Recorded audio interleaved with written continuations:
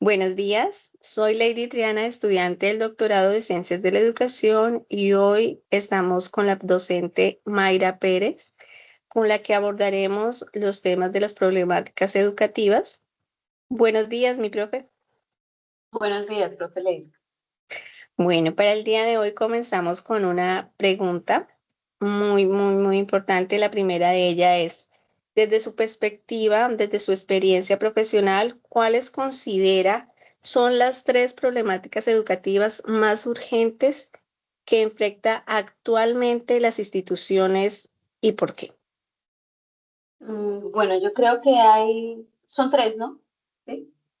Ok. Sí, señor.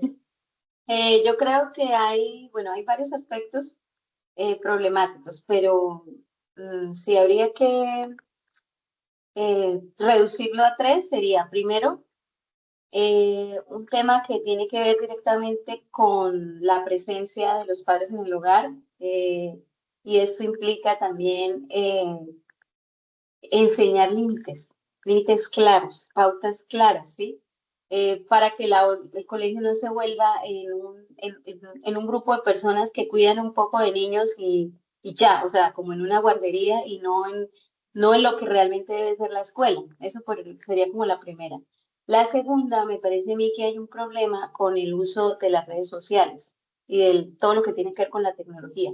Asumimos y hemos asumido por muchos años que los estudiantes son nativos digitales y que por lo tanto ellos tienen un uso casi intuitivo de las redes sociales, del internet, de la IA, de todos estos elementos eh, tecnológicos, pero realmente ellos no tienen un uso adecuado de eso porque son analfabetas en ese sentido, saben prender el celular, saben hacer scroll, saben de pronto editar un video con fotos, ese tipo de cosas y ponerle música, pero en esencia, no tienen una responsabilidad al momento de usarlo, no tienen un uso adecuado de estos elementos y a veces ni siquiera saben guardar un archivo. Entonces, hemos asumido que ellos ya saben caminar y por lo tanto hay que dejarlos correr y ya. Y eso implica también que no hemos tenido nosotros una supervisión real frente a este tipo de cosas, así que los hemos dejado a la deriva en medio de un mar de conocimiento y un mar de información falsa, verdadera, eh, mágica, etcétera. Entonces, eso también me parece a mí que es como la segunda cosa más grave que está pasando en este momento. En consecuencia de esas dos, siento yo que es la tercera y es, tenemos estudiantes que no tienen un pensamiento crítico, pertenecen a una manada, son fans, así, ¿sí? Entonces ellos, como pertenecen a X, Y o Z grupo, siguen sin tener como conciencia del contenido que están viendo, sin tener un análisis y una posición crítica, sin tener siquiera un límite propio frente a todo lo que sucede. Entonces todo les parece normal, todo es permitido, eh, y eso los lleva pues a estar en un sinsentido, ¿sí? Como en una pérdida de su propio ser. Y siento yo que estos tres juntos pues generan los estudiantes que tenemos ahora. Eso Mm, sería. Gracias, sí, totalmente de acuerdo. Si su merced tuviera que escoger una de las tres, ¿cuál escogería? Mm, Siento yo que de las tres, la que sería más factible para mí desde mi rol de docente sería la última, la de poder generar un pensamiento y una posición crítica frente a eh, todo lo que los rodea, la misma educación, las redes sociales, el uso adecuado de las nuevas tecnologías, etcétera. ¿Por qué? Porque la parte de la normatividad es algo en lo que nosotros solo podemos llegar hasta cierto punto y hay ciertas cosas que solamente le competen a la familia o a los acudientes y nosotros ahí no nos podemos involucrar, ¿sí? Porque también está el ámbito de la libertad y la autonomía que tienen los padres y los acudientes para formar el ser humano que están formando, ¿sí? Entonces nosotros como docentes tenemos un límite bastante claro ahí, no solamente por el deber social, sino porque la norma no nos permite ir más allá. Yo no puedo castigar, por ponerlo entre comillas, o motivar a un estudiante como lo haría la mamá. Yo como docente puedo tomar correctivos y puedo eh, generar motivación positiva, pero hay un límite que yo como docente tengo, mientras que desde mi rol docente sí puedo generar herramientas para que el estudiante pueda generar pensamiento crítico y una posición crítica frente a toda la información y todas las, digamos, cosas que se le presentan en el día a día. Ok, vamos para nuestra segunda pregunta. ¿De qué manera las desigualdades sociales, económicas y del contexto influyen en los procesos de enseñanza-aprendizaje y permanencia de los estudiantes? Bueno, influye muchísimo, muchísimo. ¿Por qué? Primero, porque si es un niño que está solo todo el día, porque, o una niña que está sola todo el día, porque su mamá y su papá tienen que salir a trabajar, ¿sí? O es un niño o una niña, hijo de una madre soltera, que tiene aún menos tiempo para dedicarle a él y que de pronto lo tiene que dejar con la abuelita, que ya es muy mayor, o con un tío que lo trata feo, o con un vecino, o incluso solito o solita. Obviamente eso influye en las normas, en las pautas, en la forma como él siente que lo trata el mundo, ¿sí? Hasta incluso en la forma en que se alimenta. Y eso lógicamente va a influenciar su manera o su deseo de aprender, ¿sí? O como dónde se ubique. No es lo mismo tener unos papás que te pagan, por ejemplo, un tutor que va en las tardes o en las mañanas o en la hora que puedas a reforzarte ciertos conocimientos mientras tu mamá está pendiente o tu papá está pendiente de que tú mejores y te evalúa y te motiva y también te da espacios de relax, ¿sí? A tener un estudiante que está solo todo el día, completamente solo y lo único de pronto que tiene es un celular con internet, ¿sí?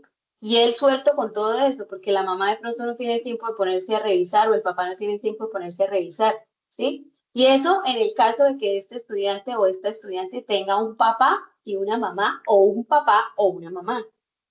Si hablamos en el caso de estudiantes que ni siquiera tienen un papá y una mamá porque son de hogares de acogida, ¿sí? O viven con la señora que se compadeció de él cuando era bebé y lo recogió y lo alimentó y lo cuidó. Entonces estamos hablando de que la situación es aún más grave porque emocionalmente él ya tiene una situación ahí que le está impidiendo de alguna manera asumir la realidad con total tranquilidad como lo podría hacer otra persona, ¿sí? Eso por un lado. Por otro lado, tenemos estudiantes que tienen que salir a trabajar. Yo trabajo en jornada de la tarde, tengo muchos estudiantes que trabajan de noche o trabajan toda la mañana, ¿sí? Y son estudiantes que o se mantienen a sí mismos o incluso mantienen a sus hermanos y ayudan a sus mamás porque tienen mamás enfermas, porque tienen mamás y papás ausentes y terminan haciéndose responsables de sus hermanos pequeños o no salen a trabajar, pero como la mamá sale a trabajar y no tienen un papá presente, entonces a ellas o a ellos les toca asumir el rol paterno, entonces son los que le hacen de comer al hermanito, son los que le ayudan con la tarea al hermanito y él o ella no tiene cómo hacer sus propias tareas, son los que lo visten, lo bañan, lo alistan, lo llevan al colegio y después de que hacen eso regresan a su colegio y cuando llegan, realmente ellos solamente quieren ser adolescentes y no más, o sea, no quieren ser estudiantes, no solo quieren ser adolescentes, muchas veces no tienen ánimo de nada, ¿sí? Solo de pasar el tiempo con sus amigos y de poder tener su edad en ese espacio de tiempo porque cuando llegan a su casa son adultos, son el No, papá o la mamá que reemplaza, sí, ¿sí? totalmente. Y no Entonces, es lo siento mismo, yo, ujú, no es lo mismo tener o un estudiante de colegio público del norte ajá, a un estudiante de Florida Blanca del Cambridge. Es totalmente diferentes, tienen diferentes experiencias, tienen diferentes contextos que en este momento vamos para nuestra tercera pregunta, que es la que creo que deberíamos analizar con mayor profundidad. ¿Consideras que las políticas educativas vigentes responden adecuadamente a las necesidades reales de las comunidades educativas? ¿Por qué? mm, sí y no, ¿sí? En la anterior me faltó hablar de una tercera cosa que creo que tiene que ver directamente con esto, ¿sí? Y es que el contexto, como usted misma lo decía, el contexto también hace que muchos de los estudiantes, por ejemplo, en la educación pública, se preocupen mucho por encajar, ¿sí? Entonces eso los hace meterse en situaciones legales complejas, ¿sí? Y la norma, pues es una normatividad general, como la misma ley lo dice, Ley General de Educación, es general, es para todos. Entonces es un pañito como una untadita para todos. Sin embargo, hay realidades específicas que de pronto yo siento que en el último gobierno se ha planteado ciertas especificidades para ciertos grupos sociales. Sin embargo, sí siento que, por ejemplo, lo que tiene que ver con la educación pública en las ciudades grandes, o sea, no en el campo, no en la educación, sino ya la ciudad como tal, siento que todavía hace falta que hayan políticas que se ocupen un poco más de esas realidades particulares, porque son unas particularidades que no encuentra uno en un colegio privado, ¿sí? Entonces, en un colegio como Panamericano, como el Cambridge, ¿sí? Son colegios que el afán de los papás es conseguirle para que el niño vaya y haga su intercambio en quinto primaria en Londres, ¿sí? El afán de los niños que nosotros tenemos en la educación pública en las ciudades es, bueno, ¿cómo hago? No hay transporte, porque Bucaramanga tiene esa particularidad, no tenemos un buen transporte público. No hay transporte, ¿qué hago? ¿Le consigo una bicicleta al muchacho? ¿Lo dejo que vaya a pie? ¿Lo mando en un bus? ¿Lo mando en una moto con un desconocido? ¿Sí? ¿Qué hago para que llegue al colegio? No, pues es que no lo puedo mandar al colegio, me toca sacarlo de ahí y meterlo al lado, pero al lado tiene todos los vecinos que están metidos en vuelta brava. Entonces, ¿qué hago con mi hijo? O mejor lo dejo en virtualidad en la casa porque me queda más fácil y estoy más segura de que está ahí metido y no está por allá afuera haciendo lo que no debe. ¿Sí? Solo por hablar del transporte, que es una cosa que siento yo que el gobierno municipal no se ha ocupado de ese tema. No, porque no es rural, entonces como no es rural no le podemos mandar transporte. Bueno, pero y es que entonces arregle el problema del transporte en la ciudad, ¿sí? Entonces, no, que hay que darles el PAE. El PAE en la parte rural se les entrega el almuerzo o en la educación que es jornada única se les entrega el almuerzo a los estudiantes, ¿sí? Pero en lo que nosotros, en la por lo menos donde yo trabajo, que es 2 jornadas, a ellos no se les da el almuerzo, se les da la once a algunos que cumplen con ciertos requisitos, ni siquiera a todos, ¿sí? Entonces, hay estudiantes que llegan sin comer, que vienen de trabajar y no alcanzan a almorzar y llegan directamente al colegio, sudados, vueltos nada, con hambre, tratando de robarle, o sea, literalmente quitarle el pan al niño de sexto que de pronto no se lo quiera comer, sino démelo, ¿sí? Entonces, eso evidencia que realmente se debería garantizar que todos pudieran tener por lo menos el mínimo vital de alimentación, que en su casa no se le puede dar, ¿sí? Entonces siento yo que sí hace falta regular un poco más la norma para que no sea solo ley general de educación, sino mirar cada una de las realidades. Yo sé que es difícil, yo sé que es complejo, es un país muy grande, donde hay muchos intereses que entran a jugar ahí, pero realmente sí debería empezar a revisarse un poquito mejor eso. Sí, es bastante complejo que mientras unos piensan el próximo verano me voy para Londres, los otros piensan que voy a almorzar esta tarde, ¿no? Es bastante preocupante. En la institución, ya hemos venido hablando de su institución, en la institución donde usted se desempeña, que es Nuestra Señora del Pilar, eh, ¿cuál es la problemática educativa que genera mayor preocupación? Yo pienso que la parte disciplinaria, ¿sí? Es un colegio muy grande, tiene muchos estudiantes, tiene muchas sedes y tiene una población con unas particularidades específicas. Entonces, siento yo que tenemos muchos estudiantes, lo que yo le comentaba antes de empezar la grabación, muchos estudiantes huérfanos con mamá y papá vivos, ¿sí?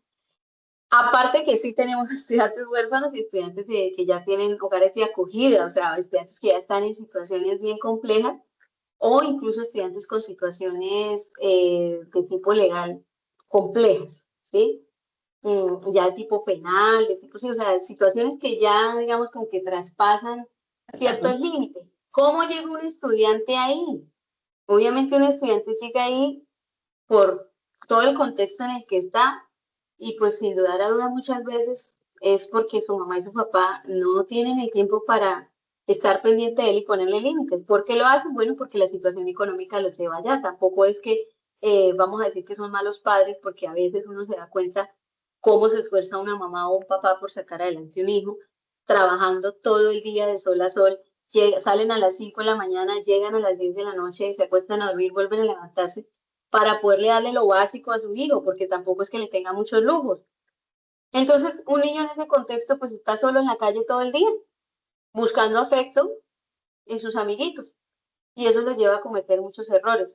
Pero también hace que los papás descuiden la labor de poner límites, de disciplinar, de organizar a su hijo, ¿sí? De verificar cómo se está formando, porque a veces ni saben cómo es el hijo, o sea, no lo ven, incluso en reuniones no conoce a ese papá o esa mamá. Generalmente cuando un estudiante da buen rendimiento, el papá siempre va o la mamá siempre va a las reuniones.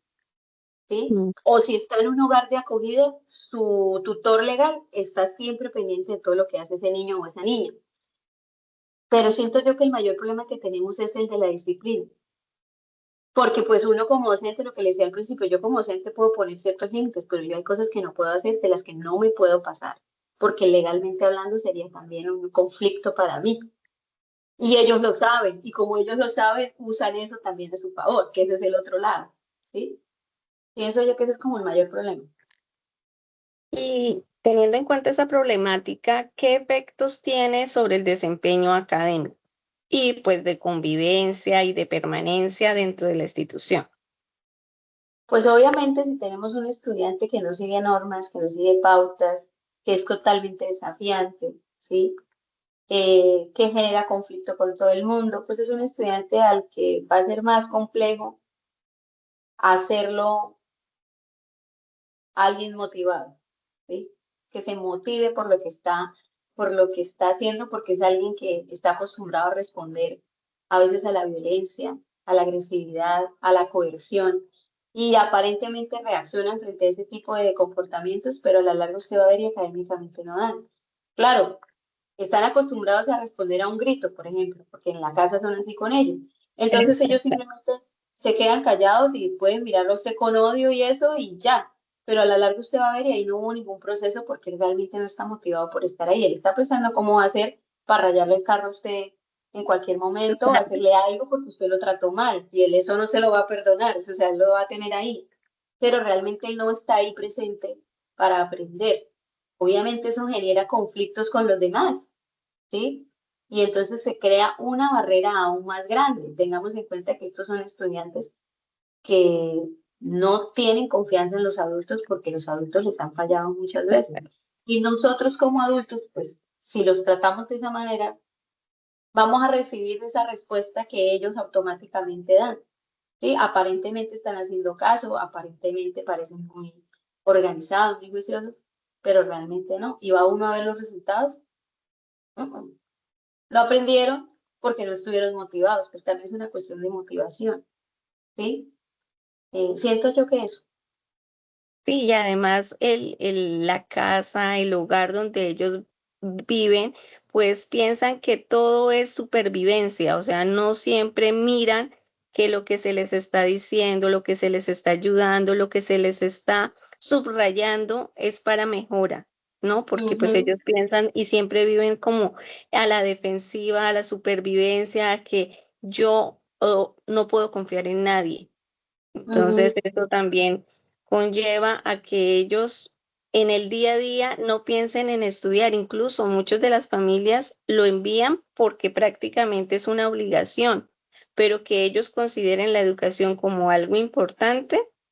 Muchos hogares, yo me crié y ahí estoy, tengo trabajo, no hay ujú, necesidad, ujú, sino que como la ley dice que tienen que ponerlos a estudiar, lo hacen, pero que ellos le generen una conciencia de la importancia del estudio en el hogar, también afecta mucho en sus procesos académicos, ¿no? ujú. ¿Qué papel desempeñan los docentes, directivos, estudiantes y familias en la identificación y priorización de las problemáticas educativas? ¿Tú qué piensas? Mm, yo creo que mucho, ¿sí? Porque primero uno los tiene en el aula casi medio día. Entonces uno empieza a notar ciertas cosas en ciertos estudiantes. Venga, ¿qué le pasa a este estudiante? ¿Por qué dejó de arreglarse el uniforme? ¿Por qué? porque viene como despeinado, como que recién levantado. ¿Qué está pasando? Dejó de presentar tareas, dejó de ser alegre, entonces era alguien que siempre se reía y ahora está siempre triste. ¿Qué pasa con ese estudiante? ¿Sí? Y, y pues uno lo nota, digamos que uno es como la primera barrera que ellos tienen, ¿sí? Luego vendría ya, bueno, entonces voy a hablar con psicoorientación o voy a hablar con coordinación, voy a hablar con el papá, entonces ahí es cuando uno se da cuenta, bueno, pero el papá no aparece. Entonces, sí, o sea, eh, empiezan a darse ciertas alarmas o activarse ciertas rutas que se deben activar cuando uno empieza a identificar ciertas situaciones. Y luego ya en una última instancia llegaría eso hasta una rectoría, ¿sí? Que es como la última instancia a la que se llegaría en una situación específica.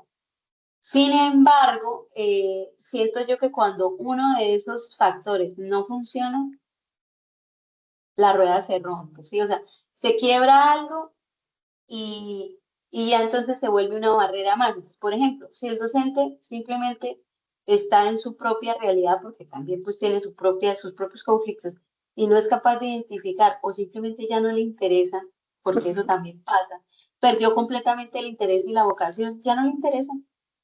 Miren a ver qué hacen, yo no me voy a afanar más porque estoy mal por culpa de algo que me pasó con un estudiante hace años, por ejemplo.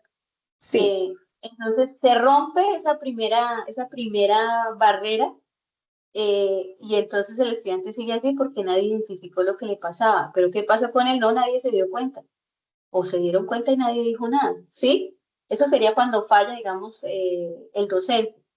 Cuando uno remite a psicoorientación y psicoorientación, eso y nada es exactamente lo mismo, ahí tenemos otro problema, porque pues esa es una barrera más específica que puede, digamos, tiene las herramientas para ayudar en ciertas situaciones de manera más concreta y con ciertos elementos que nosotros como docentes no tenemos porque no somos psicólogos ni trabajadores sociales, ya no sabemos cómo afrontar esa situación.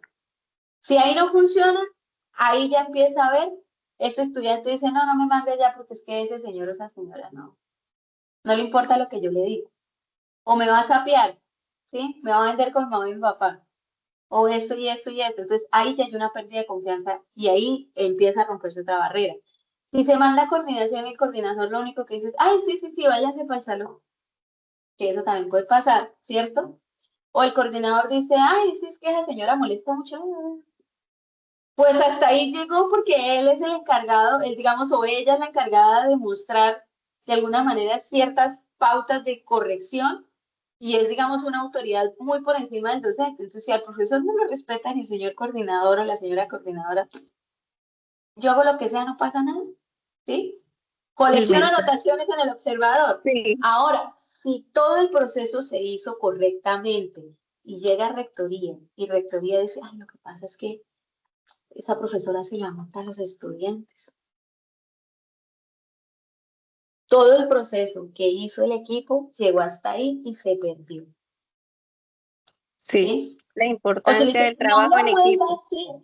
Le dice, no lo vuelva a hacer, no lo vuelva a hacer. Los estudiantes agarran a pelear y la reúnen y dicen, ay, no lo vuelvan a hacer. Y no hubo una suspensión, no hubo un llamado a padres, no hubo absolutamente nada. El proceso, la activación de ruta Claro. pertinente para la Entonces, situación. hasta ahí llegó toda la labor del equipo. Entonces, debe ser conjunto, todos deben hablar el mismo idioma, porque así es que se va mejorando, digamos, la dinámica, porque no podemos exigir, ojalá, pero no podemos exigir estudiantes como nosotros quisiéramos que llegaran. Nosotros recibimos lo que hay y con eso se trabaja, ¿sí? Pero sí debe haber una comunicación y no se puede romper, porque si no, hasta ahí llegamos. Totalmente de acuerdo, porque pues para eso es la comunidad educativa, ¿no? Una comunidad donde se apoye y donde una ruedita o un engranaje ya no funcione, pues todo eso no va a llevar a lo que buscamos, que es al desarrollo integral, ¿no? Y luego Cuando una cosa que me faltaba, que me acabo de dar cuenta que me faltó. Y si hacemos todo el proceso y el padre de familia dice, no, se la tienes montada a mi hijo, voy a ponerle una tutela, ahí terminamos de acabar con todo el asunto. total, Entonces, ahí está.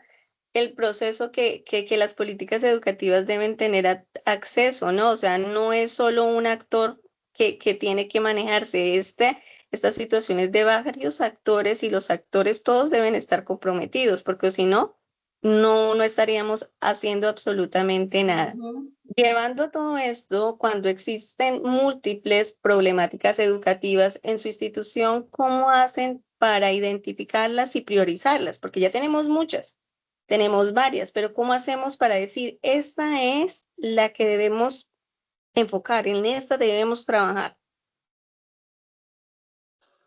Bueno, la institución da ciertos espacios y infortunadamente no siempre se usan como debe ser. Sí, a veces esos espacios solo se limitan a llenar formatos para entregar a la secretaría y decir, mire, esto hicimos, ¿sí?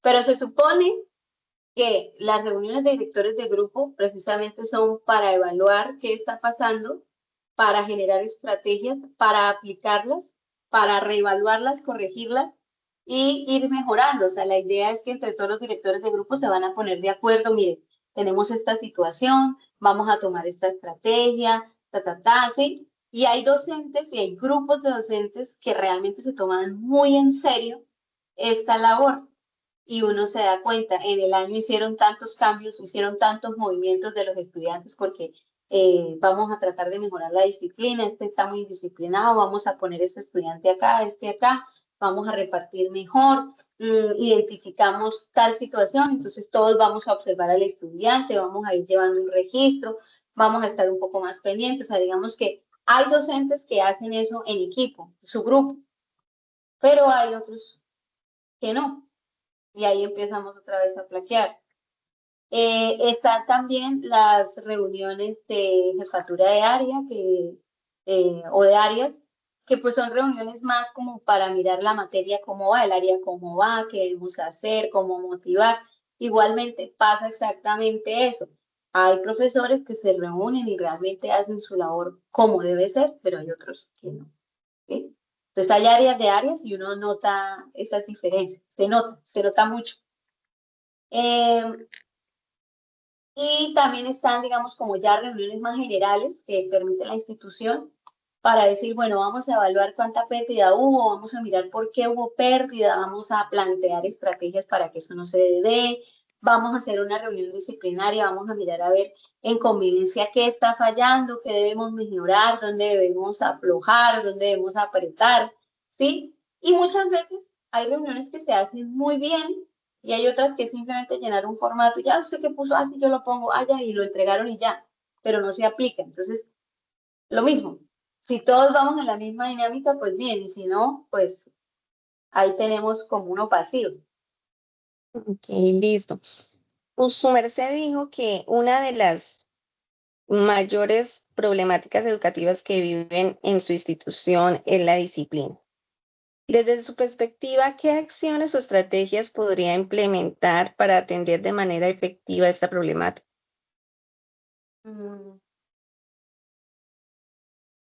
Mm, yo siento que hay que ajustar de alguna manera la forma en que abordamos los estudiantes. ¿Sí? A eso hay que ajustar.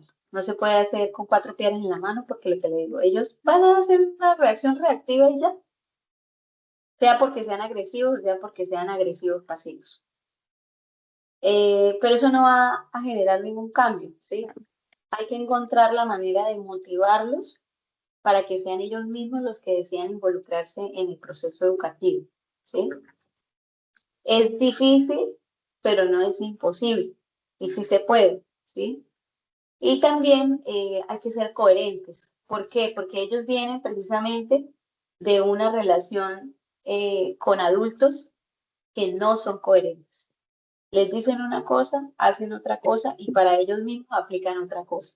Y ellos observan, ellos se dan cuenta, se dan cuenta de absolutamente todo. Si usted dice una cosa, debe hacerlo. Si usted promete una cosa, debe cumplirla. No más con que empiece a hacer eso, ellos ya empiezan a mirarlo a usted de otra forma. Y a medida que pasa el tiempo, los estudiantes que vamos recibiendo ya para sextos, séptimos, a los más pequeñitos, ellos ya vienen con un chip totalmente diferente. O sea, ellos lo miran a usted y lo observan, dicen, está hablando Cházaro. No es cierto, dijo una cosa pero hizo otra, no lo cumplió, ¿sí? Coherencia. Ellos le piden a uno coherencia. Y en el caso de la materia, digamos, del contenido como tal, ellos también lo están oyendo usted y están buscando si lo que uno está diciendo es cierto o no, ¿sí? Y después, porque tienen el acceso a toda la información posible que hay en Internet. Entonces ellos saben si usted está hablando mentiras o no, ellos se dan cuenta si usted practicó, si usted diseñó y si usted realmente se cree el Planeo. discurso y si planeó clase o no. Ellos se dan cuenta si usted está improvisando o no, ¿sí? Y es ese juego, ellos se dan cuenta de todo. Si usted no es coherente, si usted no demuestra autoridad en lo que está hablando, si usted no muestra un mínimo de esfuerzo por su trabajo, por lo que usted hace, pues ellos simplemente se van a desconectar de usted y ya. Listo. Si tuviera la posibilidad de proponer una política educativa o una reforma para mejorar esa situación, ¿cuál sería? ¿Y qué impacto espera que tenga o que genere en la institución? Yo lo había mencionado antes. Yo sé que es difícil y de pronto no lo puede hacer ningún gobierno, pero sí sería interesante que eh, el gobierno que estuviese planteara ciertas pautas para que el Estado siguiera rigiendo, digamos, la educación, sobre todo la educación pública, dependiendo de las necesidades reales que tiene cada comunidad, ¿sí? Entonces, no son las mismas necesidades las que tiene el Colegio Nuestra Señora del Pilar de Bucaramanga, a las necesidades que tiene Nuestra Señora del Pilar de, ¿cómo es que se llama? Del Peñón, porque hay otro colegio que se llama Nuestra Señora del Pilar. Es rural urbano y tiene realidades diferentes a las que tenemos nosotros, que somos urbanos, ¿sí? Eh, Tener en cuenta que hay que garantizarle ciertos elementos básicos, como la comida, si se puede un almuerzo, si se puede una once, y que no sea una once que sea mero dulce, por ejemplo, ¿sí? O sea, Ajá, mirar total. las realidades y los contextos que tienen ellos, ¿sí? ¿Por qué? Porque muchos de ellos no tienen acceso a una verdura, por ejemplo. O sea, si acaso comen zanahoria picada con habichuela picada, que es lo más barato, y eso, o tomate, pero ellos no tienen acceso a una buena fruta, ¿sí? Hay estudiantes que no conocen frutas, que en su vida han Sí, visto, por ejemplo, un liche o han visto no sé, un kiwi, ¿sí? Hay estudiantes que jamás han tenido acceso a frutas que le parece a todo el mundo lo más normal, ¿sí? Entonces es eso, bueno, y la alimentación, porque es que la alimentación también es importante. Entonces, es mirar el contexto en el que se está desarrollando el colegio y los estudiantes, ¿sí? Para enfocarse a mejorar ese contexto específico, ¿sí? Que deje de ser general para empezar a volverse un poco más concreta. Siento yo que esa sería como, claro, estamos aquí jugando a soñar, porque realmente es bien complicado para un país como Colombia, que es demasiado grande, tiene muchas necesidades, tiene unos niveles de corrupción enormes y unos intereses económicos que lo atraviesan, que hacen mucho más difícil el funcionamiento de todo. pero en este momento estamos haciendo país porque estas reflexiones se tienen que hacer a la luz de que es necesario, porque callarnos tampoco es la opción, ¿no? Mm, mm, Esa mm. es la parte. Muchísimas gracias, Mayrita. Muy No, muchas amable. gracias. Bueno, ahorita terminando, voy a hacer una pequeña reflexión sobre la entrevista. La entrevista realizada me permitió comprender que las problemáticas educativas no pueden analizarse únicamente desde el rendimiento académico o la cobertura, sino que Ujú, debe interpretarse también a la luz de las condiciones sociales, económicas e institucionales, ¿no? Porque estas son las que afectan la experiencia educativa tanto de maestros como de estudiantes. Asimismo, es importante decir o pues plantear que se evidencia que la identificación y la priorización de las pues, de las situaciones problemáticas, de los problemas educativas, requiere una participación activa de cada uno de los miembros de la comunidad educativa, ya que con esto se puede llegar a una mejor formación, se puede llegar a ayudar de manera más directa a nuestros estudiantes, que son nuestro eje central. Asimismo, las respuestas muestran que la efectividad de las políticas educativas dependen en gran medida de su capacidad para responder a las necesidades reales del contexto, porque como decía nuestra entrevistada, es muy diferente comparar a Nuestra Señora del Pilar de Bucaramanga a Nuestra Señora del Pilar del Peñón. Finalmente, esta experiencia reafirma la importancia de fortalecer mecanismos de diálogo entre quienes crean o diseñan las políticas educativas, a quienes nos enfrentamos hoy las implementamos en las instituciones educativas. Solo a través de estas actividades, de estos mecanismos de participación, será posible avanzar hacia un sistema educativo más equitativo, más inclusivo y más sostenible. Y con el fin, obviamente, como ya se había dicho, con el fin de un desarrollo integral de las personas y de la comunidad. Entonces, esto es todo por hoy. Muchísimas gracias, profe Mayra, por su colaboración y buen día para todos. Hasta luego. Hasta luego.